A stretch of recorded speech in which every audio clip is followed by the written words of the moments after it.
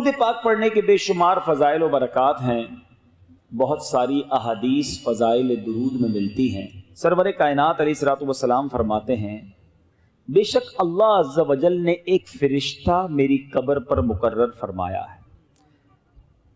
ان اللہ وکل بقبری ملکن، اللہ تعالیٰ نے ایک فرشتہ میری قبر پر مقرر فرمایا ہے۔ اور پھر آقا فرماتے ہیں اللہ تعالیٰ نے جسے تمام مخلوق کی آوازیں سننے کی طاقت عطا فرمائی ہے۔ ذرا لسننگ پاور سمجھیے گا اس فرشتے کا کہ جو نبی پاک کے روضے پر اللہ تبارک و تعالیٰ نے مقرر فرمایا۔ کیسا پاور ہے کہ ساری مخلوق کی آواز سنتا ہے۔ پھر آقا فرماتے ہیں پس کوئی قیامت تک جب مجھ پر درود پاک پڑھتا ہے تو وہ مجھے اس کا اور اس کے باپ کا نام پیش کرتا ہے اور کہتا ہے فلاں بن فلاں نے یا رسول اللہ آپ پر درود بھیجا ہے۔ ذرا غور کرنے والی بات ہے، دو باتیں بڑی اہم سیکھنی ہے اس ایک ہی حدیث سے۔ دو بہت خوبصورت کانسیپٹ کلیئر ہوتے ہیں کہ فرشتہ جو نبی پاک علیہ الصلوۃ والسلام کے روضے پر موجود ہے، اس کی لسننگ پاور کا عالم یہ ہے، سماعت کی قوت کا عالم یہ ہے کہ آج گلشن اقبال میں بیٹھ کر، کراچی میں بیٹھ کر ہم درود پاک پڑھیں، فرشتہ مدینے میں وہ درود پاک سن لیتا ہے۔ صرف کراچی والوں کا نہیں، افریقہ، امریکہ، یورپ، دنیا میں جہاں جہاں عاشقان رسول درود پڑھتے ہیں وہ فرشتہ ان کا درود سنتا ہے۔ اچھا، صرف درود سنتا نہیں، سننے کے بعد پہچان بھی لیتا ہے کہ درود پڑھنے والا کون ہے۔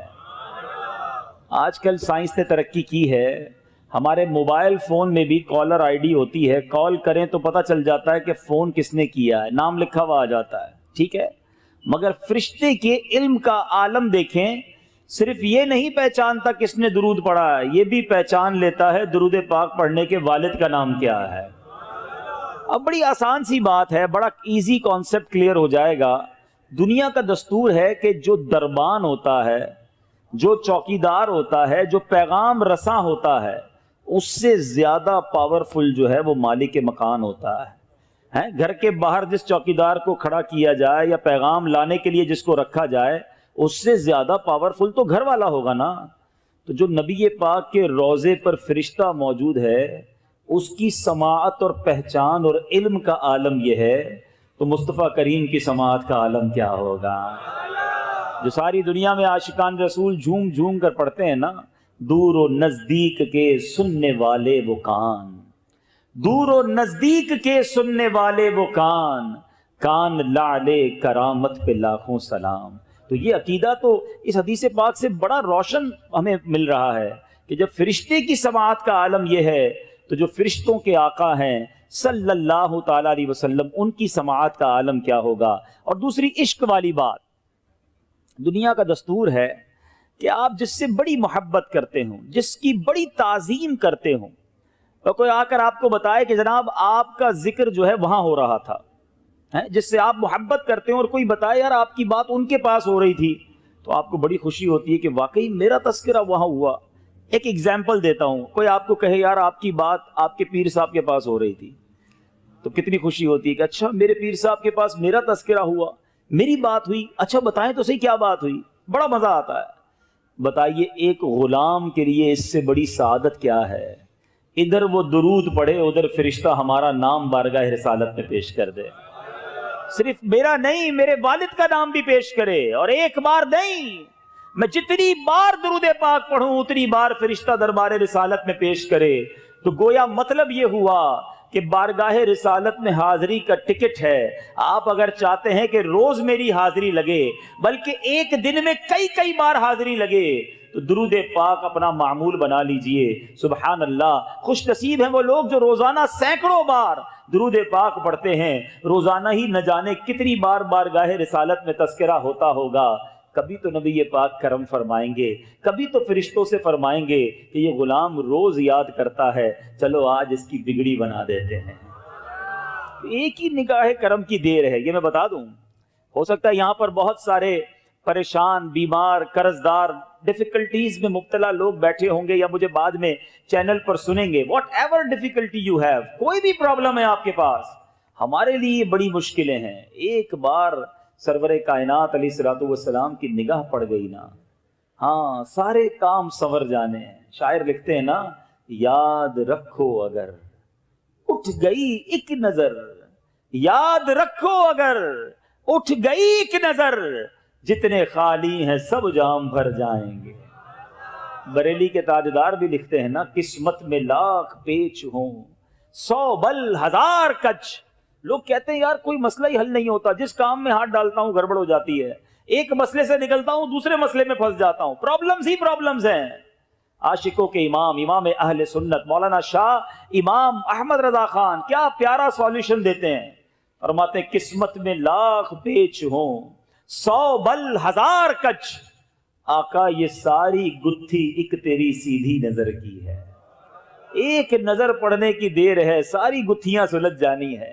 تو پڑھیے نا درود پاک، کثرت سے پڑھیے، پھر دیکھیں کیسے درود پاک کی برکتیں ملتی ہیں. سبحان اللہ. صدیق اکبر رضی اللہ تعالیٰ خود فرماتے ہیں کہ پیارے آقا علیہ الصلوۃ والسلام پر درود پاک پڑھنا گناہوں کو ایسا مٹا دیتا ہے، اتنی جلدی مٹا دیتا ہے کہ پانی بھی آگ کو اتنی جلدی نہیں بجھاتا ہے. فرماتے ہیں نبی پاک علیہ الصلوۃ والسلام پر سلام بھیجنا غلام آزاد کرنے سے بھی افضل ہے. اتنا بڑا کام ہے. تو اے میرے میٹھے اسلامی بھائیوں، ہمیں اپنی زندگی کا معمول بنانا چاہیے. چلتے پھرتے اٹھتے بیٹھتے درود پاک پڑھتے رہا کریں. انشاءاللہ اس کی برکتیں آپ اپنی آنکھوں سے دیکھیں گے. آئیے مل کر محبت کے ساتھ بآواز بلند درود پاک پڑھ لیجئے. صلو علی الحبیب صلی اللہ تعالی علی محمد صلی اللہ علیہ وسلم.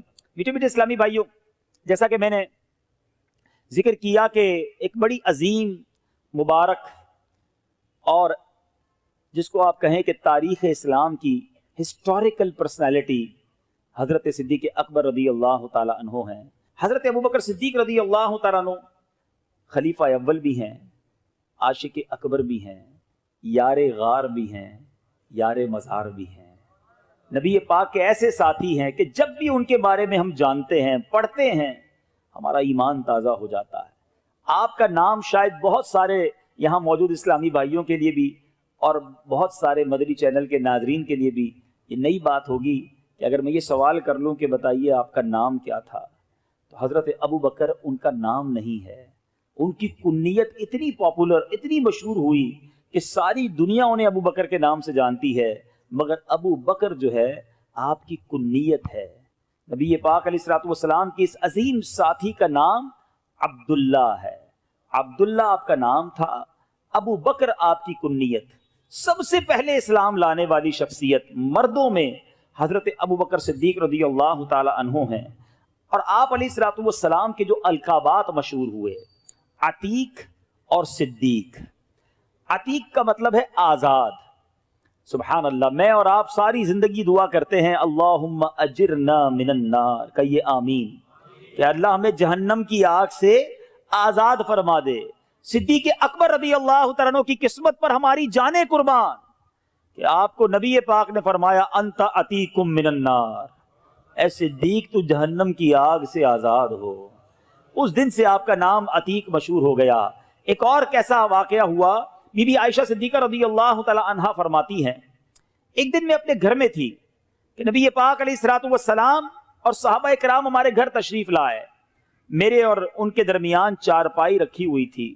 اچانک میرے والد گرامی حضرت ابوبکر صدیق رضی اللہ تعالیٰ عنہ ہمارے گھر تشریف لائے تو پیارے آقا نے ان کی طرف دیکھ کر صحابہ سے ارشاد فرمایا جسے دوزخ سے آزاد شخص کو دیکھنا ہو وہ ابو بکر کو دیکھ لے. کہتے اس دن کے بعد سے آپ عتیق مشہور ہو گئے اور صدیق. سبحان اللہ. یہ ایسا لقب ہے سچ بولنے والا، سچ کہنے والا. ایک اور اس کے معنی یہ بیان کیے جاتے ہیں کہ صداقت اور سچائی کی تصدیق کرنے والے. حضرت ابوبکر صدیق رضی اللہ تعالیٰ عنہ کے بہت سارے کارناموں میں ایک شاندار اور ایمان افروز کارنامہ یہ بھی ہے کہ جب صبح معراج تھی، معراج کی رات گزر گئی اور صبح کا وقت جب ہوا تو پیارے آقا علیہ الصلوۃ والسلام نے کفار مکہ کے سامنے ایک دعویٰ کیا کہ میں رات کے تھوڑے حصے میں بیت المقدس کی سیر کر کے واپس آ گیا ہوں. بہت بڑا آج کانسیپٹ بھی کلیئر ہو جائے گا. بہت بڑی غلط فہمی بھی بہت سارے یہاں موجود اسلامی بھائیوں کی یہ جو وسوسے پیدا کرتے ہیں ان کی بھی کلیئر ہو جائے گی کہ کچھ لوگ یہ کہتے ہیں جناب یہ معراج کا جو واقعہ تھا یہ خواب میں ہوا تھا، یہ جسمانی طور پر نبی پاک بیت المقدس تشریف نہیں لے گئے تھے، آسمانوں پر پیارے آقا جسمانی طور پر نہیں گئے تھے۔ اچھا بڑا آسان سا اس کا لاجیکلی جواب دے دیتا ہوں، یاد رکھیے گا تو مسئلہ حل ہو جائے گا۔ ایک مثال پہلے دیتا ہوں پھر جواب دے دیتا ہوں۔ آپ کا بیٹا صبح اٹھے اور آپ سے کہے، چھوٹا بھائی آپ کا بیٹا کہ ابو جان رات خواب میں امریکہ بھی گیا، اس کے بعد لندن گیا، پھر جناب گھومتے گھومتے لاہور بھی گیا اور آنکھ کھلی تو اپنے بستر پر تھا، تو آپ کیا کہیں گے کہ بیٹا کوئی بات نہیں، خواب میں تو سارے ہی گھومتے رہتے ہیں، یہ کوئی نئی بات نہیں ہے، اس میں کوئی پریشانی کی بات تو نہیں۔ خواب میں اگر کوئی کہے تو ہم کہیں گے ٹھیک ہے خواب میں ہو سکتا ہے۔ اگر نبی پاک علیہ الصلوۃ والسلام نے معراج کی رات گزار کر کفار مکہ کے سامنے یہی دعویٰ کیا تھا کہ میں خواب میں بیت المقدس گیا، تو کسی کو کیا پرابلم ہو سکتی تھی؟ مگر وہاں تو شور ڈال دیا گیا، ایک زبردست مخالفت کی فضا قائم کر دی گئی۔ ابو جہل اتنا شاطر اور عیار تھا کہ اس نے نبی پاک علیہ الصلوۃ والسلام سے عرض کی کہ حضور آپ نے جو ابھی کہا ہے کہ آپ بیت المقدس ہو کر آئے ہیں، میں مزید کچھ لوگ جمع کرتا ہوں، کیا ان کے سامنے بھی آپ یہ دعویٰ کر دیں گے؟ پیارے آقا علیہ الصلوۃ والسلام نے فرمایا ہاں میں ان کے سامنے بھی کہہ دوں گا۔ اس نے اور لوگوں کو جمع کیا۔ دیکھو یہ محمد عربی صلی اللہ تعالی علیہ وسلم کیا فرما رہے ہیں، نبی پاک نے ان کے سامنے بھی یہی دعویٰ کیا کہ میں رات تھوڑے حصے میں بیت المقدس سے ہو کر آیا ہوں، آسمانوں کی سیر کی ہے۔ اب جناب ہنسی مذاق معاذ اللہ گستاخانہ رویہ اپنایا گیا۔ میں آپ سے پوچھتا ہوں کہ اگر میرے آقا نے یہ فرمایا تھا کہ میں خواب میں ہو کر آیا ہوں تو پھر اعتراض کی گنجائش تو تھی نہیں نا۔ یہ اعتراض بتا رہا ہے، یہ مخالفت بتا رہی ہے، یہ آرگیومنٹ بتا رہے ہیں کہ نبی پاک کا دعویٰ یہی تھا کہ میں جسمانی طور پر بیت المقدس گیا اور وہاں سے واپس آ گیا ہوں۔ تو بات کلیئر ہو گئی۔ اچھا اب کفار مکہ نے سوچا کہ جناب بڑا اچھا موقع ہے حضرت ابوبکر صدیق رضی اللہ تعالیٰ عنہ کو بہکانے کا، ان کو معاذ اللہ ڈی ٹریک کرنے کا۔ ان کے دروازے پر پہنچ گئے اور جا کر کہا اے ابو بکر جس نبی کا کلمہ پڑھتے ہو جانتے ہو وہ کیا کہہ رہے ہیں، تم جانتے ہو وہ دعویٰ کیا کر رہے ہیں؟ کہا میرے آقا کیا فرما رہے ہیں؟ کہا وہ کہتے ہیں کہ رات کے تھوڑے حصے میں بیت المقدس سے مسجد اقصی سے ہو کر آ گئے ہیں۔ چلے بچے بیٹھے ہیں، نوجوان بیٹھے ہیں، ہو سکتا ہے یہ سوچ رہے ہوں کہ رات کے تھوڑے حصے میں تو ہم بھی لانڈی سے واپس آ سکتے ہیں، تو یہ بیت المقدس سے ہو کر آنا کیا مشکل تھا؟ مکہ پاک سے مسجد اقصی کا اس زمانے میں سفر 1 مہینے کی راہ تھی، 1 مہینے کا سفر تھا، کیونکہ گھوڑے اور اونٹ جاتے تھے، تو 1 مہینے جانے کا راستہ تھا، 1 مہینے واپس آنے کا راستہ تھا، گویا 60 دن کا سفر تھا۔ اور پیارے آقا کا دعویٰ یہ تھا، ارشاد یہ تھا کہ میں رات ہی رات ہو کر آ گیا ہوں۔ سیدنا ابوبکر صدیق سے کہا کہ آپ جانتے ہیں جس نبی کا آپ کلمہ پڑھتے وہ کیا کہہ رہے ہیں؟ تو آپ نے فرمایا بتاؤ کیا کہہ رہے ہیں؟ کہا وہ کہتے ہیں رات کے تھوڑے حصے میں بیت المقدس سے ہو کر آ گیا ہوں۔ کہا واقعی میرے آقا ایسا کہتے ہیں؟ کہا ہاں وہ ایسا ہی فرما رہے ہیں۔ کہا نبی پاک فرما رہے ہیں تو سچ فرما رہے ہیں، میرے آقا نے فرمایا ہے تو سچ فرمایا ہے، میں اس کی تصدیق کرتا ہوں۔ وہ ہکے بکے رہ گئے کفار مکہ کے، اے ابو بکر تم ایسی عجیب بات کی تصدیق کر رہے ہو؟ اللہ اکبر، وہ تاریخی جواب ارشاد فرمایا۔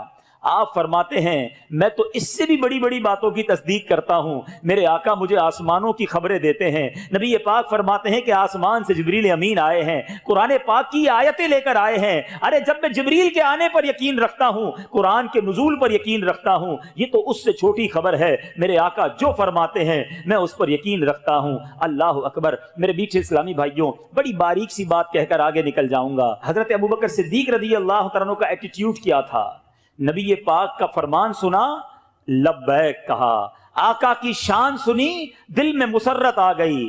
ابو جہل اور اس کے ساتھیوں کا ایٹیٹیوڈ کیا تھا، ان کا رویہ کیا تھا؟ شان مصطفیٰ سنی، پریشان ہو گئے، مذاق اڑانے لگے، لاجکس ڈھونڈنے لگے۔ آج بھی شب معراج آتی ہے، ساری دنیا میں آپ کو 2 قسم کے لوگ نظر آئیں گے، ایک خوشی منانے والے، ایک جھومنے والے، ایک نبی پاک کی شان پر خوش ہونے والے۔ کچھ کنفیوز لوگ بھی نظر آئیں گے، وہ اپنا کام کر رہے ہیں، ہم اپنا کام کرتے رہیں گے۔ رہے گا یوں ہی ان کا چرچا رہے گا، رہے گا یوں ہی ان کا چرچا رہے گا، پڑے خاک ہو جائیں جل جانے والے۔ تو اے میرے بیچے اسلامی بھائیوں، صدیق اکبر رضی اللہ تعالیٰ عنہ کی شان کیا نرالی شان ہے۔ آپ رضی اللہ تعالیٰ عنہ کی زندگی کی 3 بڑی خواہشیں، اللہ اکبر۔ آج ہم سے کوئی پوچھے کہ بتاؤ تمہاری زندگی کی سب سے بڑی خواہش کیا ہے، تو شاید کوئی کہے گا جناب گلشن اقبال میں رہتا ہوں، تمنا یہ ہے کہ ڈیفنس میں گھر بن جائے، موٹر سائیکل پر گھومتا ہوں، اچھی سی چمچماتی گاڑی مل جائے، کبھی یورپ اور امریکہ گیا نہیں، وہاں کا ویزا لگ جائے تو وہ بھی زندگی میں ایک بار دیکھ ہی لوں۔ ایسی کچھ خواہشیں ہوں گی۔ آؤ عاشق اکبر کی خواہشیں سنو، ان کی تمنا کیا تھی، ان کی ڈیزائرز کیا تھی۔ صدیق اکبر رضی اللہ تعالیٰ عنہ فرماتے میری 3 خواہشیں ہیں۔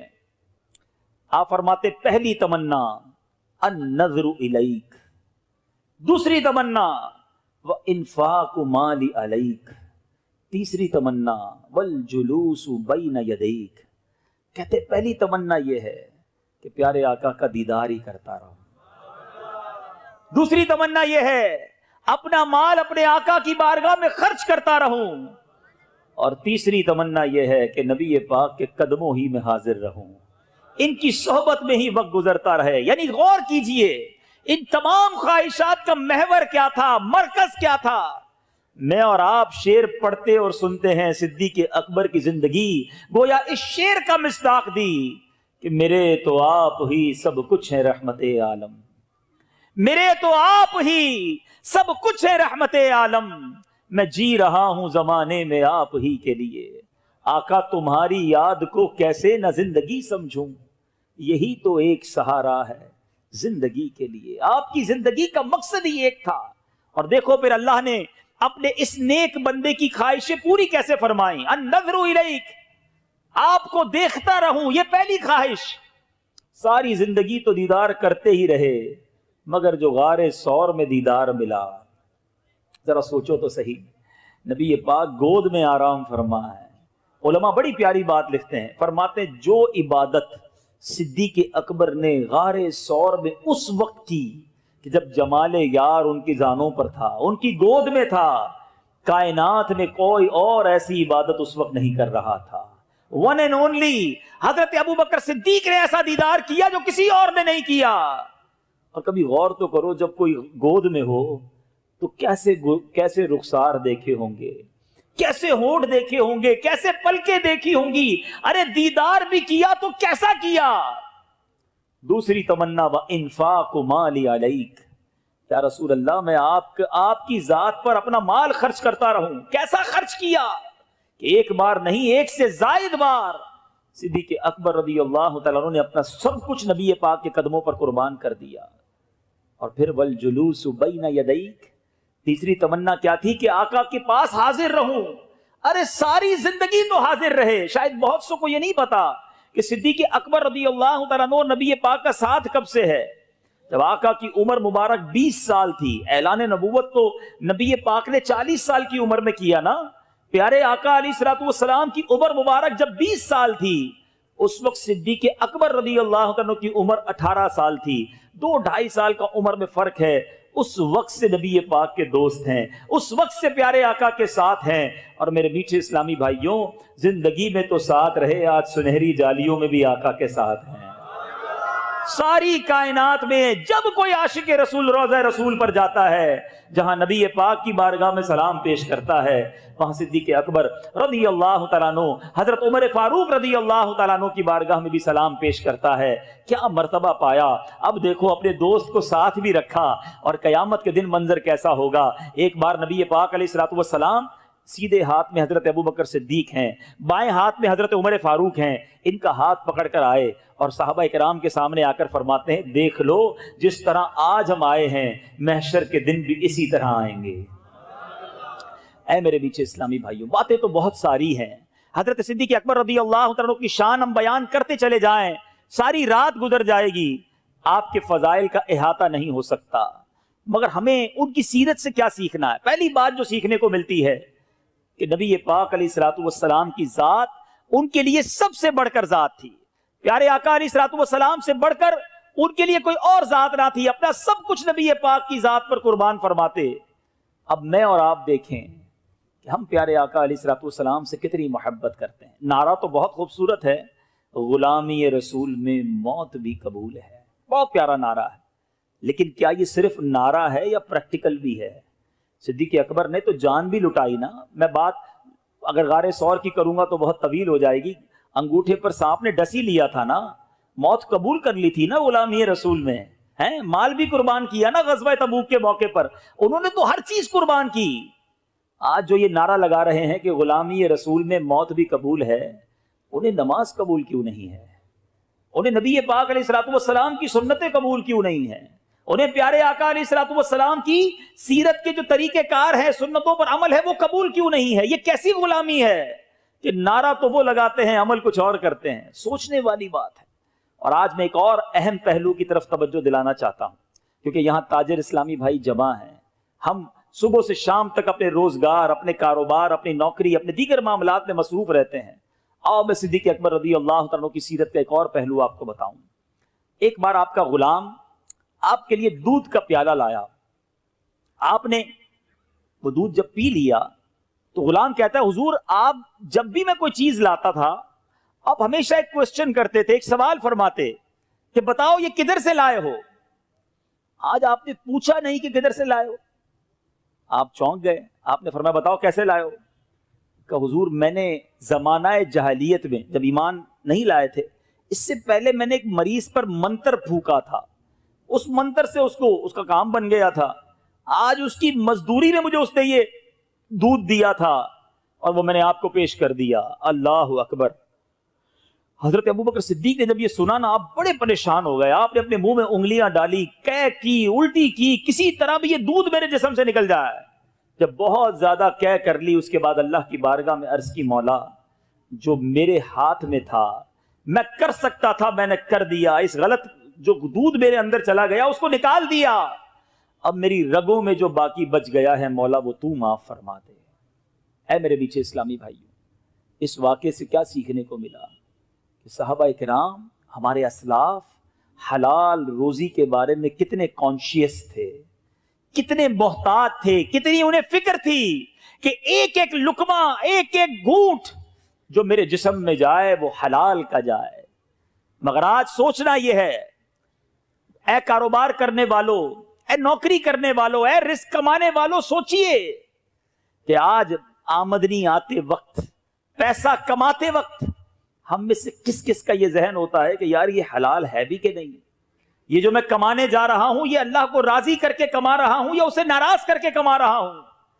آج ایک ہی ذہن بنا ہوا ہے, پیسہ آنا چاہیے, کاروبار بڑھنا چاہیے, جناب منافع آنا چاہیے, چاہے وہ کدھر سے بھی آ جائے.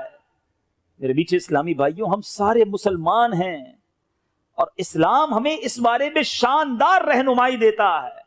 اللہ تبارک و تعالی قرآن مجید فرقان حمید میں ارشاد فرماتا ہے, واضح اعلان ہے, یا ایھا الناس کلوا مما فی الارض حلالا طیبا ولا تتبعوا خطوات الشیطان انہ لکم عدو مبین. ترجمہ, اے لوگو جو کچھ زمین میں حلال پاکیزہ ہے اس میں سے کھاؤ اور شیطان کے راستوں پر نہ چلو, بے شک وہ تمہارا کھلا دشمن ہے. اب حلال کمائی کہتے کس کو ہے ذرا سمجھ لیجئے. ایک تو کھانا جو ہم کھائیں وہ بھی حلال ہو, سبزی ہو یا ذبیحہ گوشت ہو, ہاتھ سے کٹا ہوا جو بھی مرغی, چکن, مٹن, بیف یا سبزی, جو چیزیں حلال ہیں وہ ہوں, یہ حلال ہے, مگر یہ حلال طریقے سے بھی حاصل کی گئی ہوں.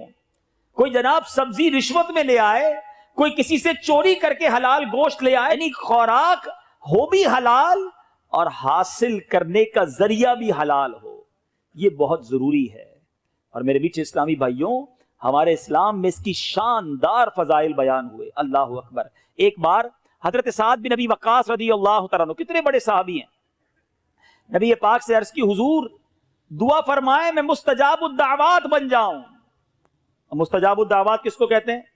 جس کی ساری دعائیں قبول ہوں. ہم بھی چاہتے ہیں نا کہ مستجاب الدعوات بن جائیں. بڑا پیارا کوسچن تھا.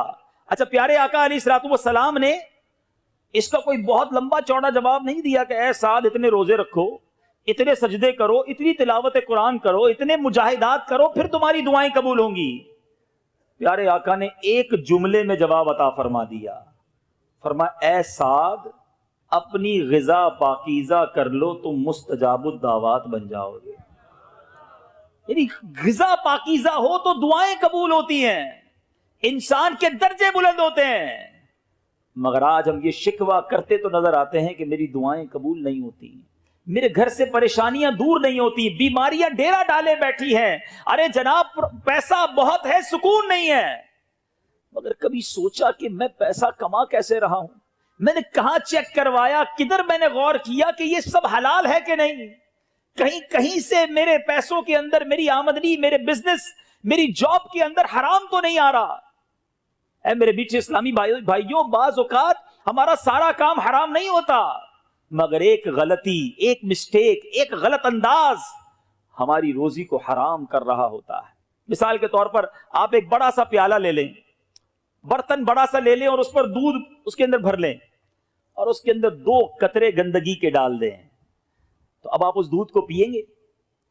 2 قطرے کوئی پیشاب کے ڈال دے اور کہے جناب دودھ پیجئے، ٹھنڈا میٹھا دودھ ہے، تو آپ کہیں گے 2 قطروں نے پاکیزہ ٹھنڈے میٹھے دودھ کو خراب کر دیا۔ اسی طرح کہیں ہماری بزنس کے اندر، کہیں ہمارے کاروبار، کہیں ہماری جاب کے اندر ہم کوئی ایسا عمل کر جاتے ہیں کہ وہ عمل ہماری روزی کو حرام کر رہا ہوتا ہے، حرام کی کمائی ہماری حلال کی کمائی میں مل کر اسے آلودہ کر رہی ہوتی ہے اور ہمیں اس کا احساس بھی نہیں ہوتا۔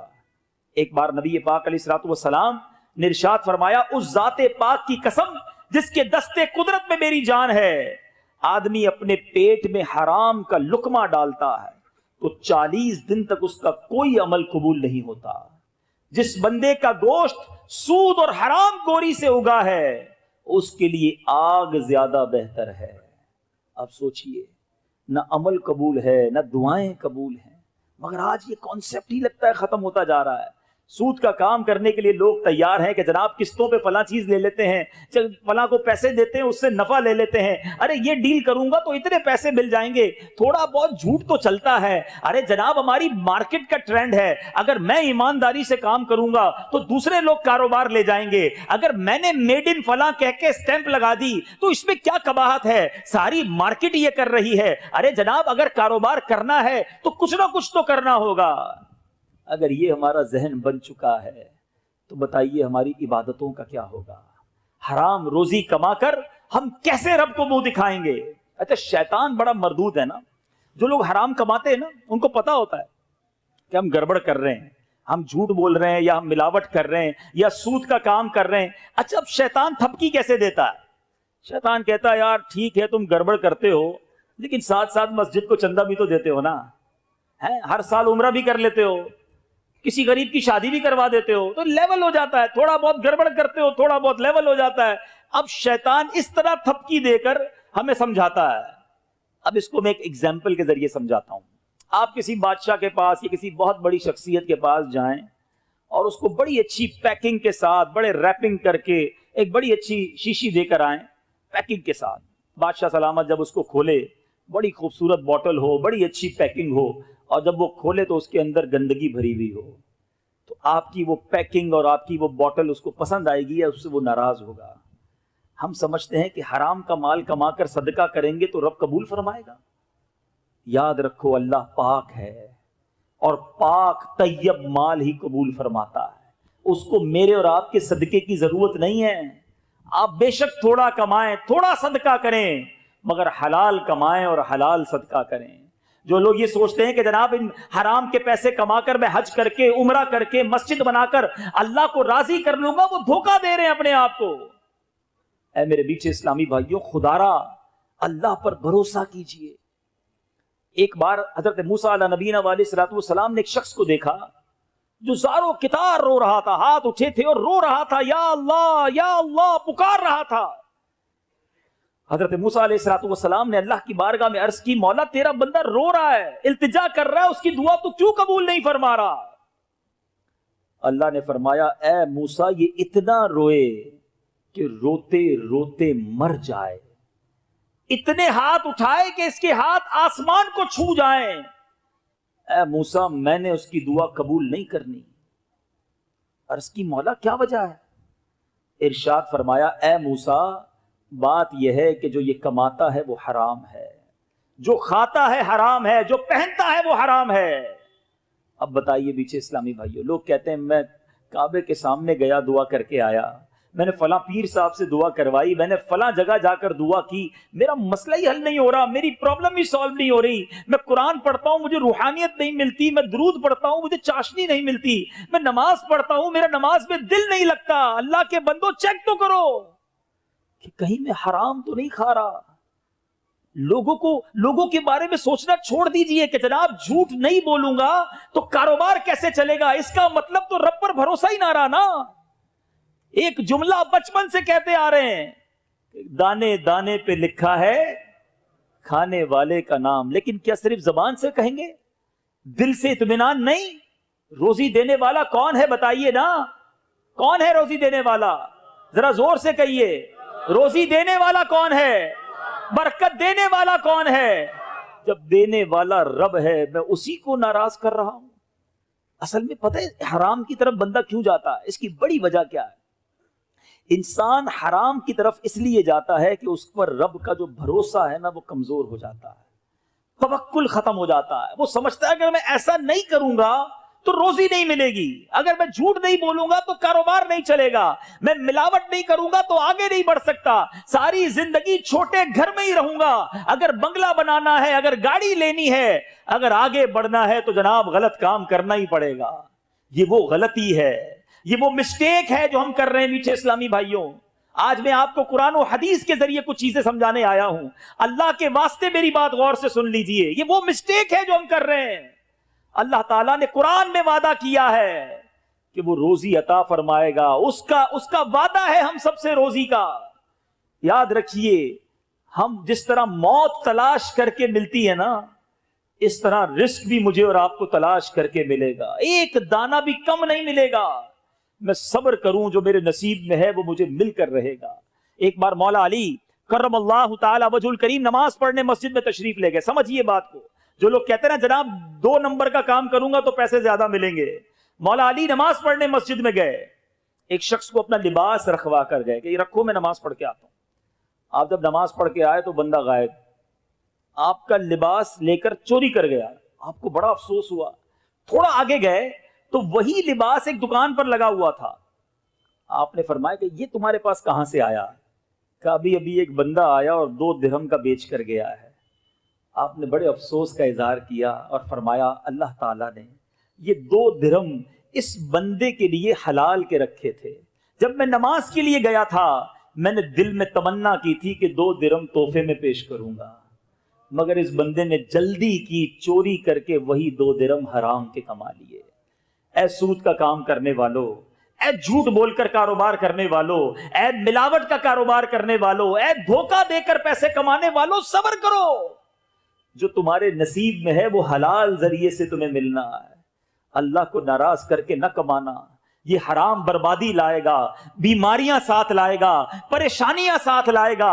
اصل ایک پرابلم اور ہے, ہم اصل میں برکت کا کانسیپٹ کچھ اور سمجھتے ہیں.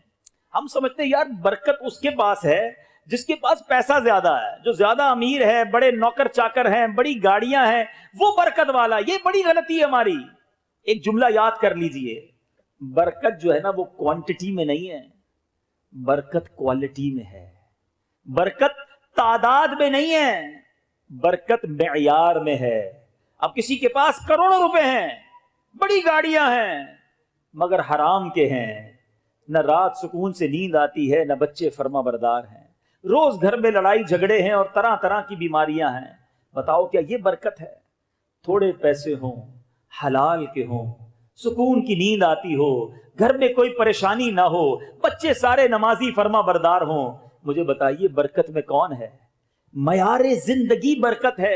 اور خدا را اللہ پر بھروسہ کرنا سیکھیے, جو میرے اور آپ کے نصیب میں ہے وہ مل کر رہے گا. یہ ساری دنیا میرا نصیب چھیننے کی کوشش کرے تو نہیں چھین سکتی, اور ساری دنیا میرے نصیب سے زیادہ دینے کی کوشش کرے تو دے نہیں سکتی. اللہ کرے یہ توکل ہم سب کے جناب بہم و گمان میں ایسا راسخ ہو جائے، اتنا مضبوط ہو جائے، پھر دیکھیں زندگی کتنی آسان ہو جاتی ہے۔ پرابلم یہ ہے ہمیں اللہ پر بھروسہ نہیں رہا، ہمیں دنیا پر بھروسہ ہے، ہمیں مال پر بھروسہ ہے، ہمیں اسباب پر بھروسہ ہے۔ لوگ کہتے جناب پیسے ہونے چاہیے، پیسے ہوں گے تو علاج ہو جائے گا، پیسے ہوں گے تو مسئلے حل ہو جائیں گے۔ ارے تعلقات ہونے چاہیے، جب کوئی پرابلم ہوگی تعلقات کام آئیں گے۔ ہم اسباب پر نظر رکھنے لگے، اللہ پر بھروسہ ختم ہو گیا۔ میں آپ سے سوال کرتا ہوں، آپ کے پاس کروڑوں روپے ہیں، اللہ نہ کرے کوئی بیماری لگ جائے، دنیا کا بیسٹ ہاسپٹل آپ ہائر کر لیں اور اس کا بیسٹ ڈاکٹر آپ کا علاج کرے، اگر اللہ نے شفا نہیں دینی تو شفا نہیں ملنی۔ ایک روپیہ جیب میں نہ ہو، بڑی سے بڑی بیماری ہو، علاج کرانے کے پیسے نہ ہو، اور بندہ رات درود پڑھتا سو جائے، اللہ نے شفا دینی ہے، صبح بغیر دوائی کے شفا یاب فرما دے گا۔ بھروسہ رب پر کرو، جو کائنات کا مالک ہے، جو خالق کے اسباب ہے۔ ہم سمجھتے پیسے ہوں گے تو مدینے جائیں گے، کئی لوگ کہتے ہیں یار پیسے نہیں ہیں تو حج پر نہیں جا سکا، بھول ہے ان کی۔ ہم نے کروڑوں پتی بہت سارے دیکھے، ساری دنیا دیکھی، مدینہ نہیں دیکھا، اور ہم نے ایسے غریب بھی دیکھے جن کے پاس گھر نہیں ہے اور کئی بار مدینہ دیکھ لیا۔ کہاں کا منصب، کہاں کی دولت، قسم خدا کی ہے یہ حقیقت، جنہیں بلایا ہے مصطفیٰ نے وہی مدینے کو جا رہے ہیں۔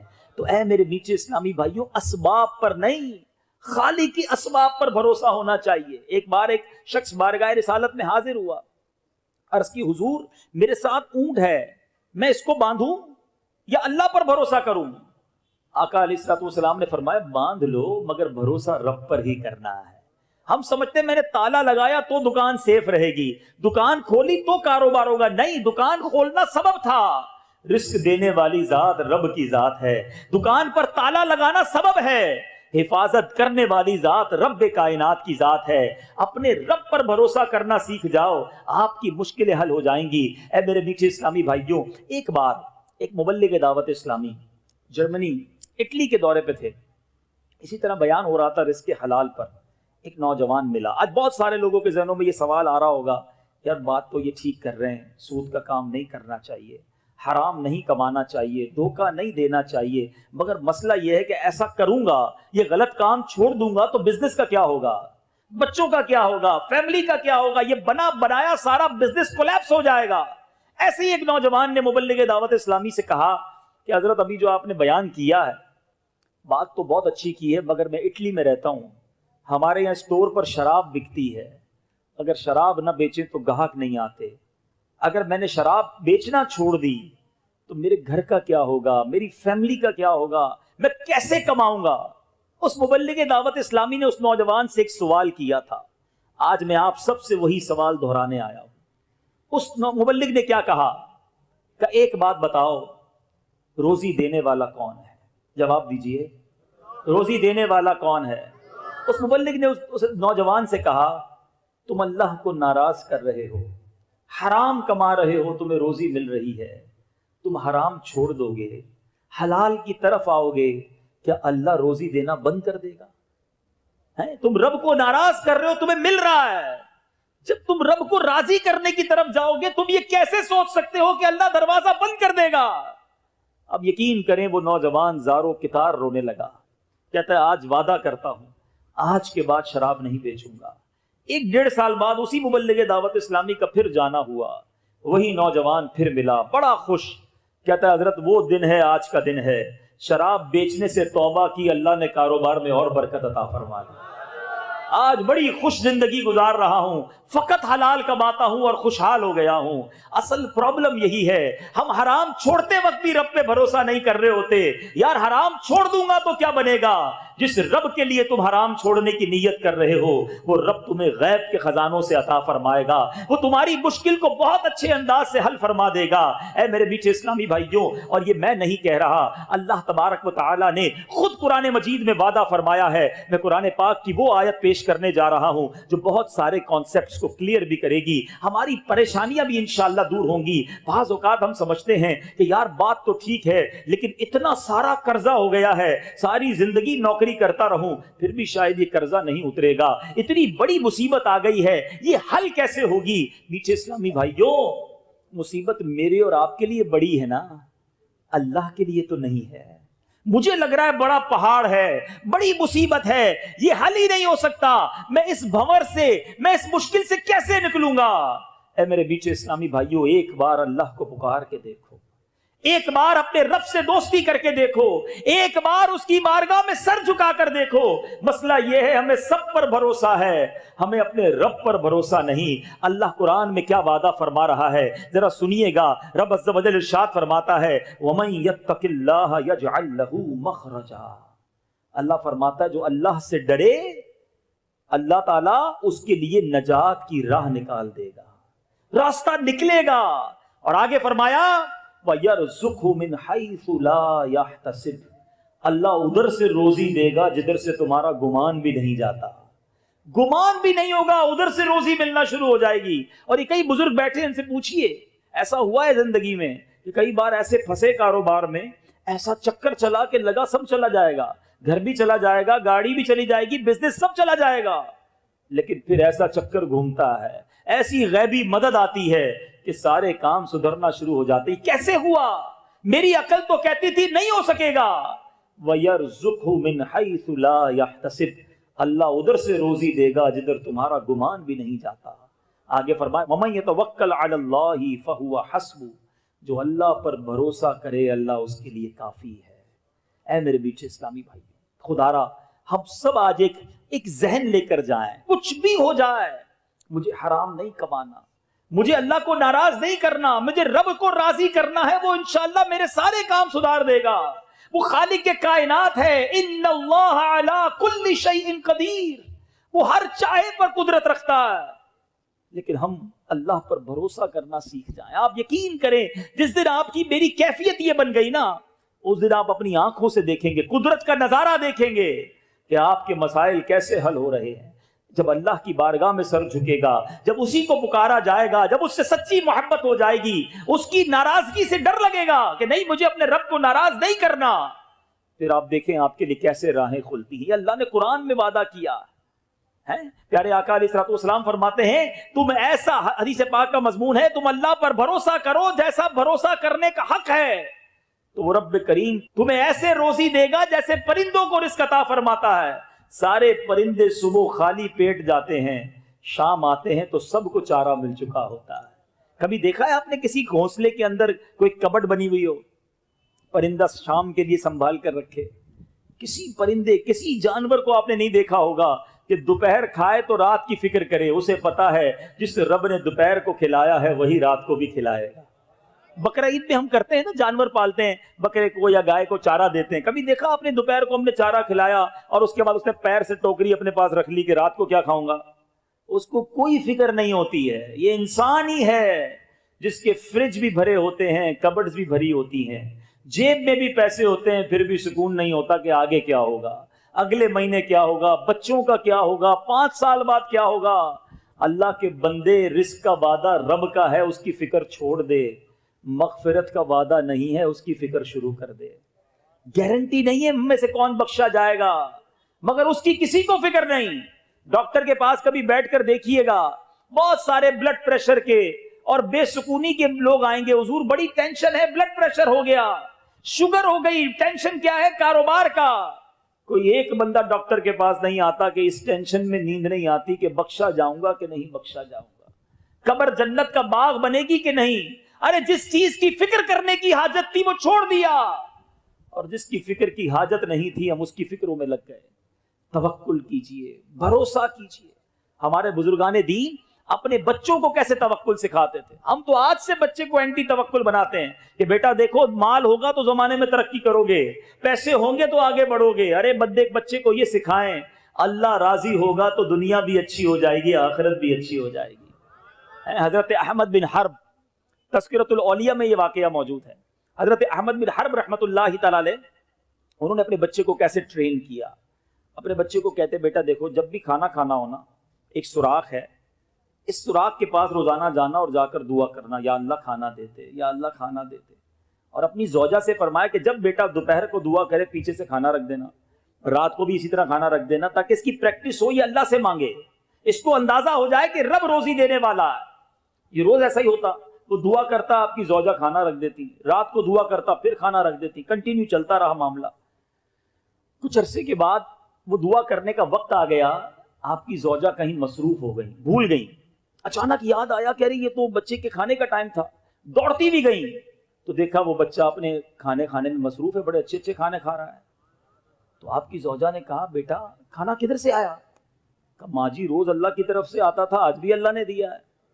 وہ پریشان ہو گئی، حضرت احمد بن حرب رحمۃ اللہ تعالی کے پاس آئیں کہ حضور کمال ہو گیا، آج میں کھانا دینے میں تاخیر ہو گئی، لیٹ ہو گئی، اور اس کو کھانا پہلے سے ہی مل گیا۔ حضرت احمد فرماتے ہیں کہ میں اسی دن کے انتظار میں تھا، اب تم نے کھانا نہیں دینا، اب اللہ کی طرف سے روز اسے عطا کر دیا جائے گا۔ یہ وہ کنیکشن تھا جو ہمارے بزرگ اللہ سے بناتے تھے، اور آج ہم شروع سے ہی اپنے آپ کو بھی اور بچوں کو رب سے دور کر رہے ہیں۔ ایسا نہ کیجیے، اللہ سے دوستی کیجیے، اور یقین رکھیے جب بھی حرام روزی سامنے آئے، ایک بڑی اچھی ڈیل آتی ہے سامنے، یار بڑا منافع ہے، بڑا زبردست نفع ہے، ارے تھوڑے دنوں میں پیسے ڈبل ہو جائیں گے، اس وقت کیوں کوسچن مارک پہلا ذہن میں نہیں آتا کہ حلال ہے یا حرام ہے؟ ڈبل نہیں، 100 گنا ہو جائیں، میں تھوکوں گا بھی نہیں ایسے پیسے پر جو حرام ہو، جو روزی مجھے جہنم میں لے جائے وہ میرے کس کام کی ہے؟ آج ہم اس حالت میں آ گئے ہیں۔ میرا یہ بیان بعد میں اسلامی بہنیں گھر کی خواتین سنیں گی، میں ان کے آگے بھی ہاتھ جوڑتا ہوں، کیونکہ حدیث پاک سنانے جا رہا ہوں۔ میرے آقا علیہ الصلوۃ والسلام فرماتے ہیں، جس کا مضمون ہے ایک زمانہ ایسا آئے گا کہ بندہ اپنے گھر والوں کے ہاتھوں ہلاک ہوگا، بیوی بچے نہیں ہوں گے تو ماں باپ کے ہاتھوں ہلاک ہوگا، ماں باپ نہیں ہوں گے تو رشتہ داروں کے ہاتھوں ہلاک ہوگا۔ عرض کی گئی حضور کوئی اپنے گھر والوں کے ہاتھوں بھی ہلاک ہوتا ہے، اس کی کیا وجہ ہے؟ آقا علیہ الصلوۃ والسلام نے دیکھو 1450 سال پہلے فرما دیا کہ گھر والے اسے آر دلائیں گے، اس کی تنگ دستی کی وجہ سے اسے شرم دلائیں گے، اور وہ گھر والوں کو راضی کرنے کے لیے حرام کمانے میں لگ جائے گا۔ آج ایسا ہی ہوتا ہے نا، بیوی کہتی ہے تم نے کیا ہی کیا ہے، دیکھو فلاں رشتہ دار کتنی ترقی کر گئے، ابھی تک تمہارے پاس تو موٹر سائیکل ہے، انہوں نے گاڑی لے لی، دیکھا نہیں تم نے اپنے بچے کی شادی کتنی عالی شان کی، کتنا بڑا فنکشن کیا، کتنے قسم کے کھانے کھلائے، دیکھو ڈاکہ ڈالنا ہو، چوری کرنا ہو، کچھ بھی کرو، ہمیں بھی ایسی ہی شادی کرنی ہے، میں نہیں جانتی مجھے یہ قیمتی لباس سلوانا ہے، مجھے یہ والا سونے کا سیٹ چاہیے۔ اے میری اسلامی بہنوں، خدارا کبھی اپنے شوہر کو، اپنے والد کو، اپنے بھائی کو یہ تانا مت دینا، کہیں ایسا نہ ہو تمہارا پریشر دینے کی وجہ سے وہ چوری کے اندر پڑ جائے، وہ ڈکیت بن جائے، وہ سود کا کام کرنے والا بن جائے، تمہیں بھی جہنم میں لے جائے اور خود بھی جہنم میں چلا جائے۔ آج بہت سارے چور ڈکیت اسی لیے ڈکیت بنتے ہیں، چوری کرنے والوں کو پکڑو تو وہ کہتے ہیں کہ گھر والے روز تانا دیتے تھے، اب کدھر سے فرمائشیں پوری کرتا، اس لیے جناب میں نے چوری شروع کر دی۔ آؤ میں بتاتا ہوں پہلے کی خواتین کیسی تھیں۔ کتابوں میں لکھا ہے جب مرد گھر سے نکلتا تھا تو گھر کی خواتین کہتی دیکھو ہم تھوڑے رزق پر راضی ہو جائیں گے مگر خدا کے لیے حرام کما کر مت لانا، ہم جہنم کی آگ میں نہیں جا سکیں گے۔ اللہ اکبر، یہ تھی خواتین پہلے کی۔ بلکہ میں تو اپنی بہنوں کو ایک اور میسج دینا چاہتا ہوں، جب گھر میں دیکھیں نا اچانک ریل پیل شروع ہو گئی ہے، اچانک اچھی اچھی چیزیں آنے لگی ہیں، پیسہ ہی پیسہ آنے لگ گیا ہے، تو آپ کو خیال رکھنا ہے کہ کہیں آپ کے گھر میں جو مرد کمانے والا ہے وہ کوئی غلط کام کرنے تو نہیں لگ گیا۔ یہ اچانک سے کیسے باہر آ گئی؟ اب جناب آپ بھی خوش ہیں کہ کدھر سے بھی آ رہا ہے، آنے دو، نیا گھر بن گیا، رنگ بھی ہو گیا، گاڑی بھی آ گئی، تھوڑے عرصے بعد شوہر جیل میں چلا گیا۔ اس سے بہتر تھا پہلے الارم بج جاتا، پہلے روک لیا جاتا کہ یہ کدھر سے لا رہے ہو، ہمیں حرام نہیں چاہیے۔ اللہ کرے کہ چاہے ہم مرد ہوں یا ہماری خواتین ہوں، سب کا ایک ذہن بن جائے ہم نے فقط حلال کمانا ہے۔ اپنے بیان کو اختتام کی طرف لاتے ہوئے ایک اور ایمان افروز واقعہ، تاکہ مزید یہ خیال راسخ ہو جائے کہ جو میرے نصیب میں ہے مجھے مل کر رہے گا۔ اللہ کرے یقین ایسا ہو جائے کہ کچھ بھی ہو جائے میرے سامنے حرام آئے میں اسے دھتکار دوں، اس سے دور ہو جاؤں۔ ایک بار امام اہل سنت مولانا شاہ امام احمد رضا خان علیہ رحمت الرحمان سے ایک سوال ہوا کہ حضور یہ بتائیے کہ جو یہ لکھا ہے، مشہور بات ہے، دانے دانے پہ لکھا ہے کھانے والے کا نام، کیا یہ سچی بات ہے؟ اعلیٰ حضرت سے سوال ہوا۔ امام اہل سنت فرماتے ہیں یہ تو بالکل سچ ہے، بلکہ آپ نے ایک سٹیپ اور آگے بتایا کہ صرف دانے پر نہیں بلکہ دانے کے ہر ذرے پر لکھا ہوتا ہے کہ یہ کس نے کھانا ہے۔ اور آپ نے اس کو مثال سے سمجھایا. مثال کے طور پہ چاول کا اگر آٹا بنا دیا جائے یا گیہوں کا جو آٹا ہوتا ہے, گیہوں تو بڑا ہوتا ہے نا, اب جب آٹا بنے گا تو اس کے بہت سارے ذرے ہو جائیں گے, اس ذروں سے روٹی بنتی ہے. اب ایک ہی گیہوں کے ذرے بہت ساری روٹیوں میں جا سکتے ہیں. آپ نے فرمایا اب روٹی کے بھی ٹکڑے ہوتے ہیں, آپ نے ایک ٹکڑا کسی کو دیا, ایک آپ نے کھایا, جو ذرہ آپ کے پیٹ میں جانا ہے اعلیٰ حضرت فرماتے اس پر بھی نام لکھا ہوتا ہے. پھر آپ نے ایک واقعہ سنایا, فرماتے ہیں بنگلہ دیش کے لوگ جو بنگالی ہوتے ہیں وہ چاول بہت شوق سے کھاتے ہیں. اعلیٰ حضرت نے فرمایا ایک بنگالی تاجر تھا, وہ چاول کھاتا تھا, اس نے ایک بار چاول کھایا, اسے چھینک آئی, ایک چاول کا دانہ اس کے دماغ میں جا کر پھنس گیا. اس نے بڑا علاج کرایا کہ کسی طرح وہ دانہ نکل جائے, بڑی کوشش کی, کسی صورت وہ دانہ نہیں نکلا. چاول کا دانہ ساتھ ہی چپک گیا ایک طرح سے. اب اس نے سوچ لیا اب یہ زندگی میں ساتھ ہی رہے گا, چلو بھائی ٹھیک ہے. کچھ سالوں کے بعد وہ بنگالی تاجر مکہ مکرمہ پہنچا. کعبہ شریف کے جب سامنے پہنچا اسے ایک زوردار چھینک آئی. جیسے ہی چھینک آئی وہی دانہ نکل کر کعبے کے فرش پر مطاف پر گرا. اعلیٰ حضرت لکھتے ہیں ایک کبوتر آیا, آ کر وہ دانہ اٹھا کر لے گیا. فرماتے ہیں اس دانے پر اس کبوتر کا نام لکھا تھا. عرصے تک اسے سنبھالنا پڑا, وہاں پہنچا جس کے لیے جس کا نام لکھا تھا, اور وہ دانہ اس نے کھا لیا. ہمارے ساتھ بھی ہوتا ہے, ہم نکلتے کہیں اور کھانا کھانے ہیں, اچانک کہیں رکتے ہیں اور کسی اور کے گھر پہ بیٹھ کر کھانا کھا لیتے ہیں. پھر خیال آتا ہے کہ یار میرے نوالے یہاں لکھے تھے. کسی کے گھر پہ جانے کا پلان ہی نہیں ہوتا, راستے میں جناب وہاں چلے جاتے ہیں, ادھر چائے پی لیتے ہیں. کیسے پی لیتے ہیں؟ آپ کا نام ادھر لکھا تھا, آپ کی سانسیں وہاں لکھی تھی. یہ یقین کامل کر لو کہ جو میرے نصیب میں ہے وہ مجھے مل کر رہے گا. اللہ پر بھروسہ کر لو, پھر دیکھو انشاءاللہ غیب کے خزانوں سے وہ کیسے عطا فرمائے گا. آج صدیق اکبر رضی اللہ عنہ کی سیرت کے بارے میں سنا ہے. آئیے یہ سیکھ کر جاتے ہیں, یہ یقین لے کر جاتے ہیں کہ انشاءاللہ آج کے بعد حرام روزی کے قریب بھی نہیں جائیں گے. آج ایسی نیت کرو کہ شیطان بھی ادھر سے بھاگ جائے. آج کے بعد حرام روزی کے قریب بھی نہیں جائیں گے, سود کا کاروبار بالکل نہیں کریں گے, ہمیشہ حلال روزی کمائیں گے. اور سب سے اہم فرض نماز ہے. پکی نیت کر لیں کہ آج کے بعد ہماری کوئی نماز قضا نہیں ہوگی. اتنے سارے مل کر بھی اتنا کمزور نعرہ لگاتے ہیں. ایسا نعرہ لگاؤ کہ شیطان بھاگ جائے. آج کے بعد ہماری کوئی نماز قضا نہیں ہوگی, فلمیں ڈرامے نہیں دیکھیں گے, گانے باجے نہیں سنیں گے. اب باقی زندگی نبی پاک کی سنت کے مطابق گزاریں گے.